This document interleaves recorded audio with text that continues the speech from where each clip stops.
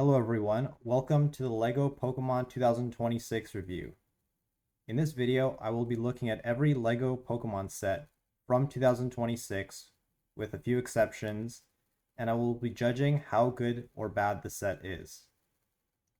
This is a high effort video. I've really spent a lot of time thinking about these sets, what are its advantages, disadvantages, and I've done the research. I know what the play features of these sets are. I've seen other people interact with the sets and play with them, so I really feel like I have a good judgment of these sets. Now, all of the opinions in this video are going to be my own, and I try not to be swayed by what other people think. Before I start the review, I'm going to go over a few quick rules. I'll try not to spend too much time here. Sets will be put initially into 3 categories: good, okay, or bad. After that, I'll be putting the sets in order from best to worst. Only sets that can be directly purchased from the LEGO website will be considered. Does not include polybags or gift with purchases because you can't buy them directly from LEGO. Also, on this channel, I try to generally avoid talking about gift with purchases. Sets that are too small will not be reviewed. So that's going to be all the sets in this wave except for the Jigglypuff Concert, and that's just because there's not enough stuff for me to review in this set. These sets will be judged on a few criteria. First one is how good the set looks. This is probably the most important one. And I'll judge based on how authentic it is to Pokemon. If some set doesn't have something that's actually from Pokemon, then I'm going to dock marks. Playability, posability, and stability.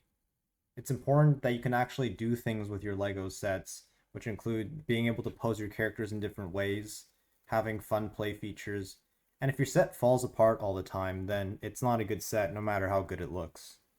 Price is not going to be considered in this review because of simplicity, although I do understand that it is an important aspect of it. The order that I'm going to review the sets in is first based on the release date, then if they're released on the same day, I'll go by price. Finally, if they're the same price, I'll go by piece count. Alright, let's get started. The first set I'm going to review is Eevee. This came out in February. Has 587 pieces and costs $60, but as I said earlier, I'm not going to be considering price for this review. Now, I know a lot of people like this set, particularly because it's the cheapest one from the first wave, but this set has a lot of problems. The main one being is that the face is kind of square. It's not round enough for an Eevee, and the face is also completely flat, other than some roundness near the edges. This is a set that I actually own myself, and it's not really one that I enjoy that much. I don't enjoy looking at it on display, but some positives that I think redeem this set a little bit are I'd like Eevee's mane. It looks nice with the pieces on the ends to make it look like strands of fur, and the tail is really nicely sculpted with a variety of pieces to make it look super bushy and realistic looking. Yeah, it's hard to do a LEGO review without bringing up Mega Bloks, but if you look at the Eevee that Mega Bloks did, the face just looks much better than what I'm seeing here. I'm going to review Eevee as an okay set. Next, Pikachu and Pokeball, which is 2,050 pieces and $200. When I first saw this set, I thought something was wrong with Pikachu's face because I wasn't a big fan of how it looks like Pikachu's wearing a visor over his eyes. And I'm not a fan of how the snout and mouth is made here. I think there's just too abrupt of a transition between his cheeks and his nose and mouth because of this 90-degree angle here. But I feel like over time I've warmed up to this set. If you look at some of the other pictures, this angle of Pikachu looking directly up at the trainer, it looks great. It looks like he's ready to play with the Pokeball. And looking at the side view Pikachu, his shaping is good. This looks like it could be straight out of a cartoon. Talking about the other parts of the set, I like how the Pokeball is done and the blue electricity effects to make it look like he's coming out of the Pokeball. I think those are well done. And the display stand, although, yeah, it adds a lot of money to the set, it makes it cost much more. It was necessary for stability purposes, so I don't mind it too much. I think it looks pretty good actually, because it's shaped like a lightning bolt, so it's very very creative, and I like the 25 that's carved out using studs. Overall, because of the minor issues with Pikachu's face, I'm gonna have to give it an okay rating. One other negative I have to say is that Pikachu doesn't have much posability. You can't move his head around, and that's what I think keeps the set from being truly a good set. Now we have the big set. Venusaur, Charizard, and Blastoise. 6,838 pieces and $650. Wow, this set is impressive looking. It looks amazing. I love the display stand and the three Pokemon on top of it. This is a good set. I'm going to say that straight away. Yes, it's expensive. I understand lots of people don't have this amount of money to just blow on Lego Pokemon, but if you had $650 and you were to spend it, I'd spend it here. Looking at the three Pokemon, Venusaur is done well. I like the pink flower, pink and yellow flower. I like the green that's on top of him. The shaping of him is very good. Same with Blastoise and Charizard. Like, these Pokemon are done pretty much as well as any Lego Pokemon set can do, realistically. Could they have sold each of these individually? Yeah, of course. But that's not what I'm here to discuss. I'm not here to discuss Lego's marketing tactics. But I love the display of each of the three Pokemon in their natural habitat. I like the waves of Blastoise splashing. I like the nature scene around Venusaur and the volcano around Charizard. So yes, it's an expensive set, but it's a good set, and it needed to be a good set for $650. But I think the Lego designers really put a lot of care into sculpting each of these Pokemon, creating this nice and vibrant display stand. Now let's talk about the August wave. This wave is special because it's the introduction of Smart Play with Pokemon. This set here is called Smart Play Compatible because while it doesn't come with a Smart Brick, it says down here that it's not included. This set is compatible with it. So if you have a Smart Brick, you can remove part of Jigglypuff's face, put the Smart Brick in, and now Jigglypuff starts making noises. You can battle Jigglypuff with other Pokemon that have Smart Bricks inside of it. This isn't the first time we've seen Smart Play. The introduction to it was with Star Wars, where there were lots of ships that you could put Smart Bricks inside of, and they can start making flying noises, crashing noises. There were smart minifigures, so you had like smart Luke Skywalker and smart Darth Vader. Each of those could make talking noises when you put it next to a Smart Brick, but those talking noises were pretty bad. Also, like Darth Vader could do his signature breathing. Not terrible ideas, but the execution of it was bad, and the technology inside of the Smart Brick, it's a synthesizer, not a speaker, so it can't really play proper talking voices. Smart Play Star Wars got a lot of hate, and I totally understand it. I'm not a big fan of those, but Smart Play Pokemon, I think, is actually like a really big improvement.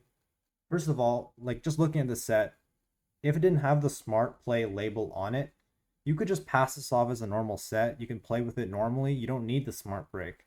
So that's the first thing that I think Pokemon does better.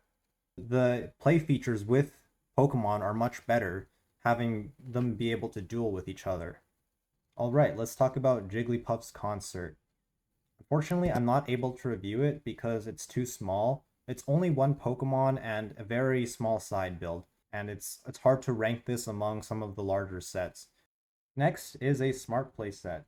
Charmander and Geodude's Cavern Clash with 198 pieces, and it costs $20. Now, I actually really like the look of this set. Geodude looks pretty good here at his size. Charmander's is good. I like the usage of depth to create his snout and mouth to make that go out a little bit further. But one thing I don't like about Charmander that bothers me a little bit is that his toes are too far above the ground. I would have preferred the toes to be printed on the brick below it, but I'm not sure if they were able to do that. Other than that, that's just a minor nitpick. I like everything else about the set. It's a good set. The play features here are incredible. Geodude can swing left and right on this stand here, and he can knock off these parts of the rock at Charmander. There's also a disc launcher here, and there's a lever here so that Charmander can also fling a piece of rock back at Geodude. So there's a lot of options to play with the set, even if you don't have any smart bricks. But if you do, you can put some of them in the Pokemon and do a traditional fight. Next up, Berry Bash with Bulbasaur and Bidoof. 240 pieces and $20. First off, I want to say that I'm not a huge fan of Bulbasaur. He looks alright from this angle, but from the side view, his side is honestly way too flat. And there's too many sharp angles around the back of Bulbasaur, which really puts me off from liking him too much. Bidoof, on the other hand, I think is done better because it's more rounded off on top using round bricks. I think the fur around his head is done well. He's cute. Even if it is simple, I think Bidoof is the real winner here in this set. Also, the side build I don't think is amazing. You can turn this gear to make the fruits move around, and you can pretend to make smoothies. Yeah, I'm gonna have to give this an okay rating because I do like Bidoof, but not a huge fan of Bulbasaur. For $30, Trainer's Buggy Adventure with Squirtle. It has 320 pieces. This is the first set that I really don't like. Why is Squirtle driving a buggy? I don't think this is in any Pokemon game, and this feels like it should be more of a Mario Kart set. You know, you could have just had the set with Squirtle, plus maybe a side build that makes more sense, like maybe a pond for Squirtle to swim in. And in the pond, you could have a smart brick for Squirtle to make swimming noises when he gets near it. But for some reason, they decided to make a car. You know, people are going to say, this set's made for kids. It doesn't have to be accurate, but I would rather the set be accurate while also be good playsets for kids. I don't know why they had to have a vehicle like this. To have the vehicle blue next to Squirtle, who's also blue, it just feels like too much blue in this set. So the first set I'm going to have to say is a bad set. As for the other side builds, a lot of them don't make much sense. There's this remote control, which I think is okay because you can pretend like Squirtle's remotely controlling the car. There's a Pokeball, I think is done well for its size. And there's a burger with flames next to it. And I think that's, I don't know, it's a bit much. There's not much connection here between the burger, the car, and the flames, which are not even cooking the burger, they're just there. But for the positive part of the set, Squirtle looks nice. You don't get to actually see his shell in these pictures, but I've seen it from the back and it looks good too. It's just a shame that the main part of the build, which is the car, is not really connected to Pokemon, and that's why I have to call this a bad set. Next, Sprigatito, Fuecoco, and Quaxly battle. It has 313 pieces and costs $35. These are Generation 9 Pokemon, which came out relatively recently for Pokemon, back in 2022 only. You get 3 of the starter Pokemon, and I think each of them look really good for small scale. It's nice to be able to have these on your shelf and not take up a whole bunch of space. Fuecoco looks nice. I like the yellow bits of hair on top of his head. Sprigatito, yeah, I really like the usage of dark green. His leaf piece adds a lot to the texture of his neck. The ears are done well.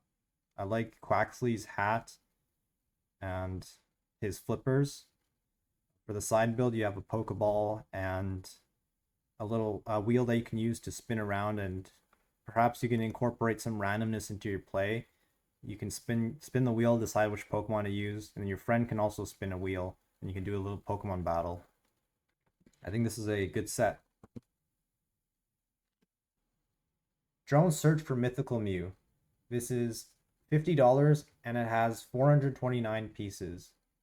Now the same complaints that I have with Squirtle's Buggy, I have with this set. Half of this set is a drone which doesn't even exist in the Pokemon game. It feels way too gimmicky for me to have a Pokeball drone. The idea behind the set is you have these vegetables, you can drop them from your drone to unlock this pyramid, and behind the pyramid you can discover Mew. So that's the story behind the set. But the pyramid itself is also, it's like kind of half done. I know the side builds for these sets are supposed to be small to keep the cost down, but I really think the set would have been so much better if they gotten rid of the drone and just used the extra parts to make this pyramid look good. As of now, Mew is way too big. He doesn't hide behind the pyramid. So if they made the pyramid bigger, it would be a more convincing play experience. I think Mew is good. Like, pretty much a perfect Mew for smart play, in my opinion. And the play feature of breaking the gates of the pyramid down to discover Mew is also good. But because the drone is the majority of the visual presence of the set and it's bad, the set is bad. And it's unfortunate because I think this had a lot of potential to be good. But if I'm buying a set to throw away half of the build, then I probably shouldn't buy the set at all. For $60, you have Eevee and Lapras' Treasure Hunt. It has 623 pieces, and it comes with two Pokemon, Eevee and Lapras. This is the second Eevee that we're getting, and this one is much better than the brick-built Eevee. For being like 10 times as small, and maybe not that much, I'm exaggerating, but for being much smaller than the big Eevee, it looks much better. Like at this scale, the head looks more proper, more round. It still doesn't have a snout, but it's more acceptable at this scale. The mane is good. The tail is kind of lacking, but it's not a super big deal. If you're thinking about getting the big Eevee, why not just spend the $60 here and get Eevee plus Lapras? Lapras is also good here. I like the round pieces on his shell to give it that texture. The map is a sticker, unfortunately, but you have options of playing with that to discover treasure. And the play feature is you pull down the mast of the shipwreck, the rock comes up, and you discover the treasure. And then you can put Eevee on this smart tag. He'll make happy noises. It's not shown in this set, but the raft has a sticker on it with Magikarp carvings on it. And I think that's a much more tasteful way of adding little Pokemon references in vehicles rather than just making like a big Pokeball drone. The Pokemon look good, the side builds are good, the play features I think are fun. It's a good set. Okay, we have the first Smart Play all-in-one set, Training House with Pikachu. It costs $70, it has 400 pieces, and it also comes with a Smart Brick. For the purpose of this review, I'm not gonna like change my review based on whether or not a set has a Smart Brick, because I'm going to be under the assumption that eventually Smart Bricks will be readily available for anyone to use. But this set, it's not a good one. A Pikachu house, really.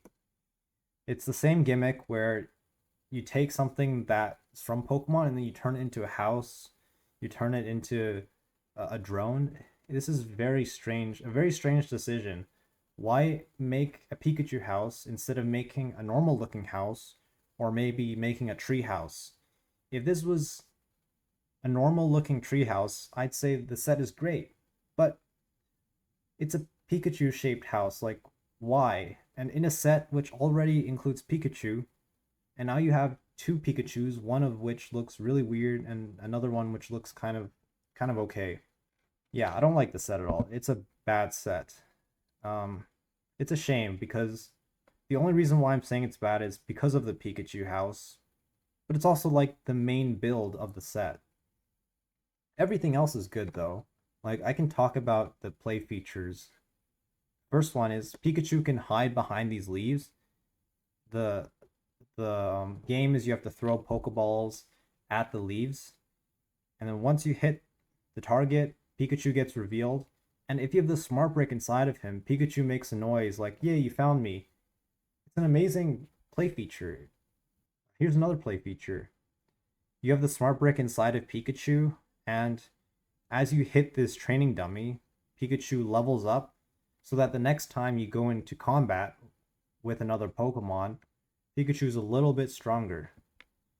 So that's also fun, being able to hit that training dummy. But let's talk about the worst part of the set, which really drags it down. The Pikachu house.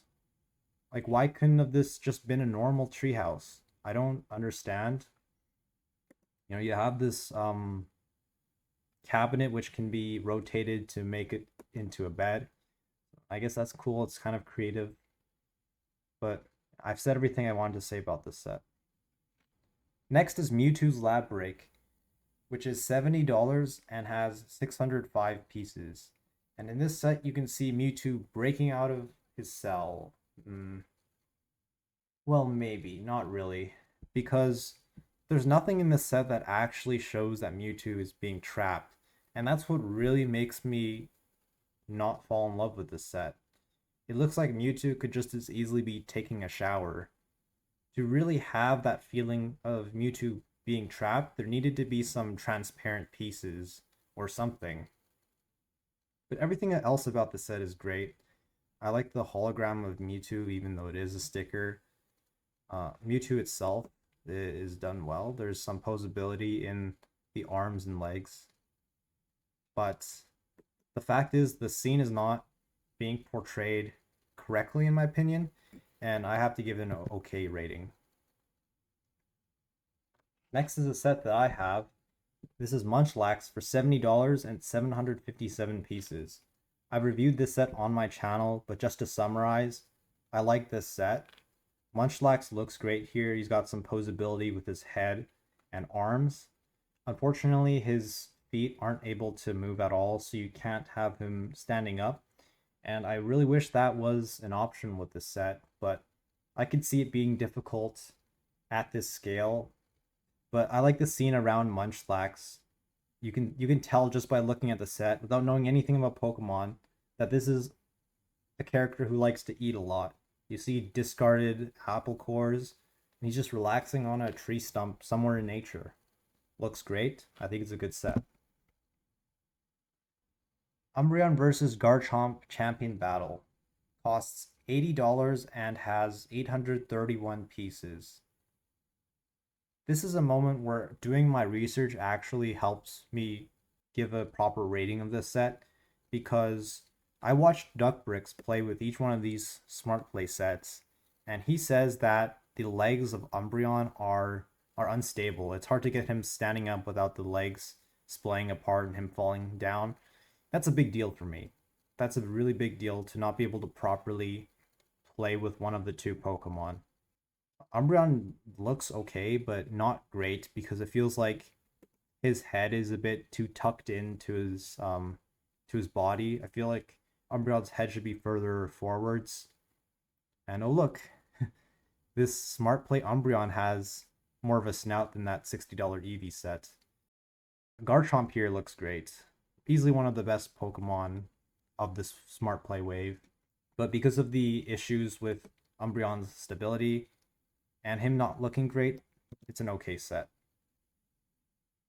Cubone and Gengar's Spooky Showdown. It costs $90 and has 782 pieces. Looking at Cubone, he looks pretty much exactly how he should look. The skull on top of his head is great, and I really don't have any complaints. Actually, his feet should be printed lower. It's the same complaint that I have with Charmander, but it's not that big of a deal to me. On the other hand, I don't like this Gengar that much. Just looking at some pictures, Gengar is supposed to be more spherical than this, and in this set he looks like a cube that's just slightly rounded off at the corners and edges. Yeah, this really puts me off, and being the biggest Pokemon that comes with this set, that drags the ranking down. The side builds, however, I think they're among the better looking ones. Here you have another training station where you put a smart brick in your Pokemon. You can hit the training station to get it to level up. And this other build looks like kind of the side of a castle. Underneath, once you hit these two Pokeballs, you knock Gengar off of the ledge, and some treasures revealed. So it's another fun play feature. It's one of the few sets where I think the side build looks better than the Pokemon on top of it. Because Gengar is a little lackluster, it's an okay set for me. Although the rest of it is great. And Gengar isn't that bad, but he is very inaccurate. Next is Arcanine. $110 and 1,190 pieces. Do I have the same issues with Arcanine as I did with Eevee? No, not at all. I think this set is amazing. This is great. I love the usage of these spiky Lego parts all over the front of his body to make him look very furry, very much lion-esque. And his mouth can open up. The nose is done well. The shaping of his head is pretty perfect. It doesn't have the flat face that the $60 Eevee set has. And yeah, look at him from this angle. Like, Arcanine looks good from every angle. This is a beast of a set. The quality of this Pokemon is as good as the quality of each Pokemon from the $650 set. Yeah, it's perfect. Charizard versus Jolteon Ultimate Battle. 751 pieces and $120. This comes with 2 smart bricks, 2 Pokemon, a side build, a Pokeball, and a potion. This potion has a smart tag on it, as you can see, and you can use that to heal the Pokemon up while they're fighting each other and while they lose health. Let's talk about Jolteon, because remember when I talked about the stability issues of Umbreon and his legs splaying apart? Well, according to Duck Bricks, Jolteon is a bit more stable, so that makes me feel a lot better about this set. I think he's a better looking Pokemon because of the fur. It makes it more believable that the head is a bit more forward, so it doesn't look like his head is as far tucked into his body as Umbreon does. Charizard is done well enough for his scale. Not as good as the one from the $650 set, but it's not exactly a fair comparison, is it? The one negative of the set is the side build. You have gray, which is supposed to be rocks, but in the middle you can see the Technic structure, which is colorful. There's yellow and red, and that makes this not look great. I understand this is supposed to be for play, but the side build is such a negative for me that I have to say this is just an okay set. The Pokemon look good, but the side build is not good. The next set, it's just called Rayquaza. It has 1,083 pieces and costs $130. Let's start by talking about the Pokemon Rayquaza. Normally he's on a stand above the clouds, but you can take him off and you can put him in a variety of different poses. And I think he looks good. I like the yellow printing on these tube pieces. Creates this long snake-looking dragon. The antlers are done well. And his face, he looks scary. I like Rayquaza. And I also like the display stand he comes on. A lot of people say display stands that add a lot of cost to Lego sets. And while that is true, it doesn't do nothing. Like this is beautiful. I like the clouds that are done. They look cartoonish, but they look good. If you play Pokemon games, this is something you can actually relate to because this is the Sky Pillar. Zinnia comes in the set as well as the first minifigure. I don't really put too much weight on minifigures in general, but she's done well with the cape and the printing on her legs to show sandals being worn.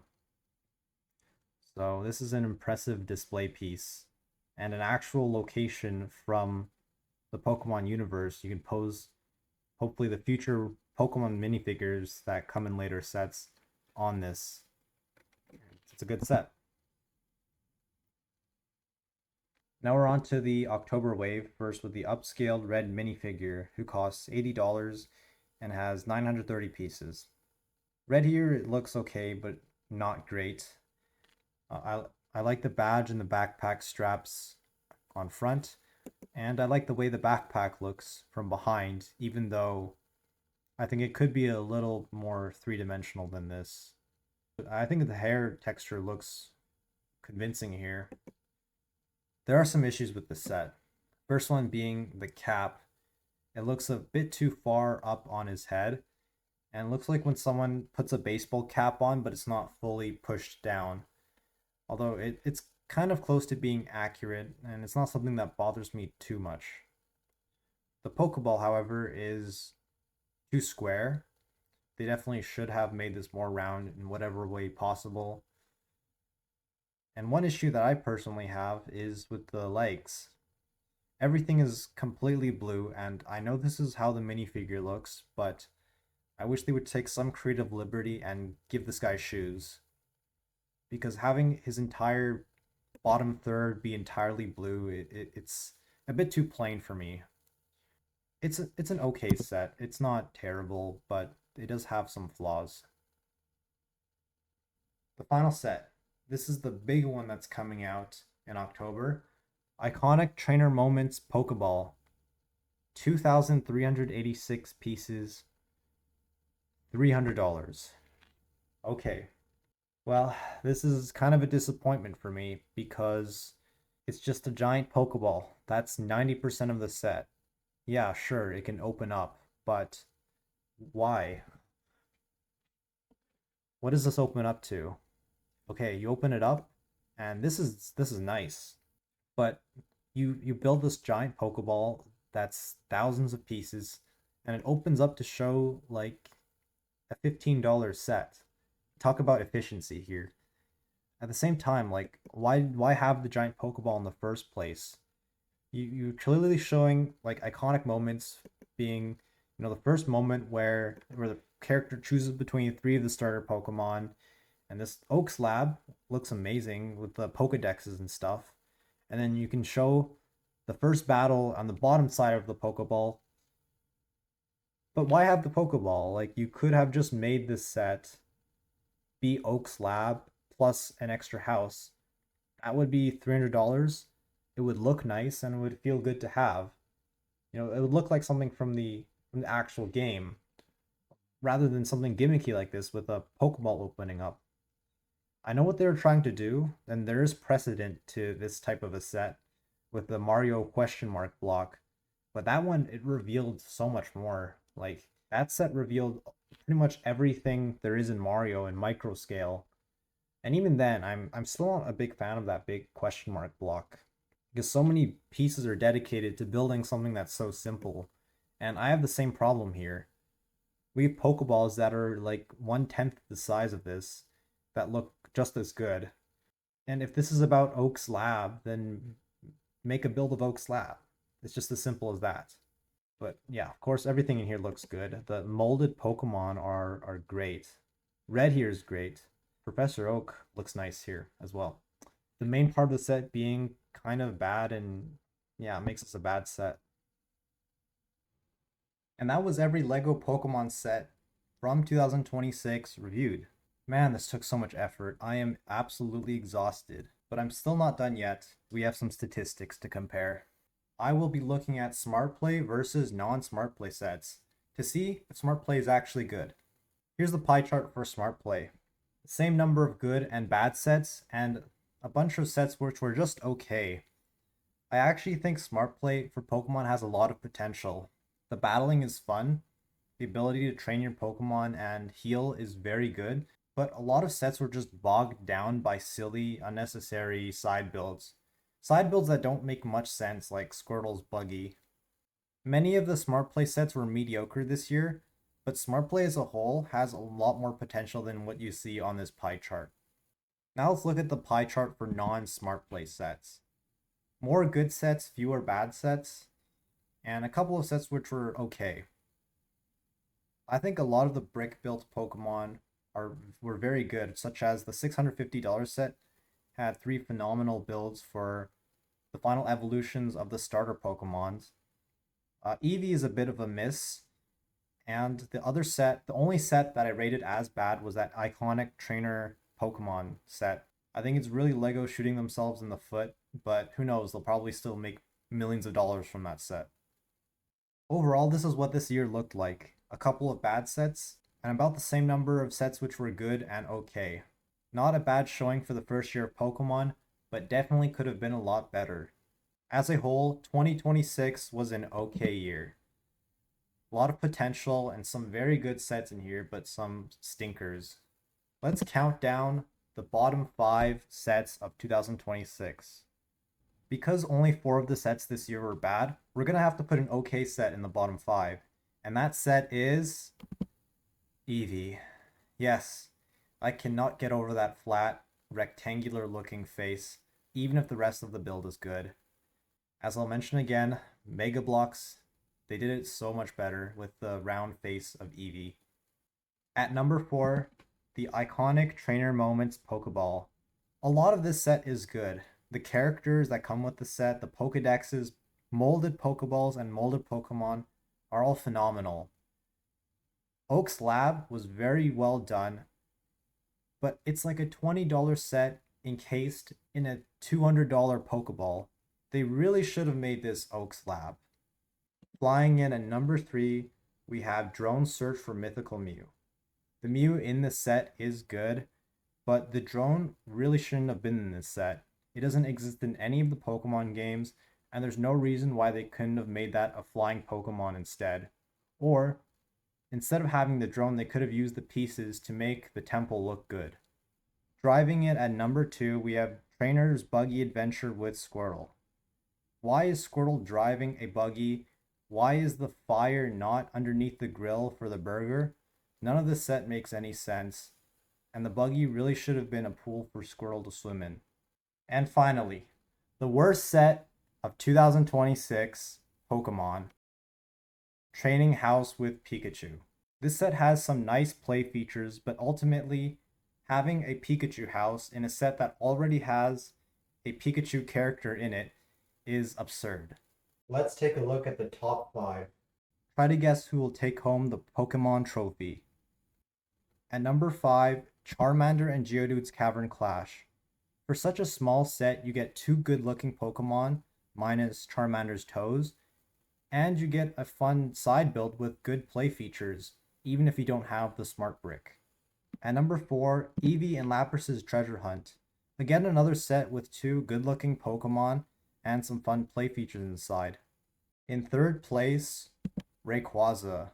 The overall look of the set is incredible, with Rayquaza floating above the clouds next to the Sky Pillar. In second place, Arcanine. The detailing for this character is so well done, and it's on par with some of the best Pokemon we've seen from LEGO, and even Mega Bloks. And in first place, the best LEGO Pokemon set of 2026 is Venusaur, Charizard, and Blastoise. We have a winner! This is one beast of a display model. It's impressive. All 3 Pokemon are incredibly well done and sculpted, and the display base adds a lot to the scenery of the set. If there was one LEGO Pokemon set to get, it would be this one. I've put a lot of thought into ranking each of these sets individually, and let's first take a look at the good sets. From 1 to 5, those are the top 5 sets that we've already seen. In 6th place, Munchlax. 7th place, the 3 Generation 9 starter Pokemon. Now the okay sets. Pikachu and Pokeball being the closest one to being good, and Eevee being the worst of the okay sets. These are ones which I don't think have fully fulfilled their potential, but are still decent enough LEGO sets. And the remaining bad sets were all in the bottom 5. Finally, I would like to give a quick shout out to Pie Guy Rules, who is the inspiration for this format of review. He reviewed 10 seasons of SpongeBob using a 3-tiered system. That's it for me. Please let me know if you like this video and you would like to see me review all the Pokemon sets next year.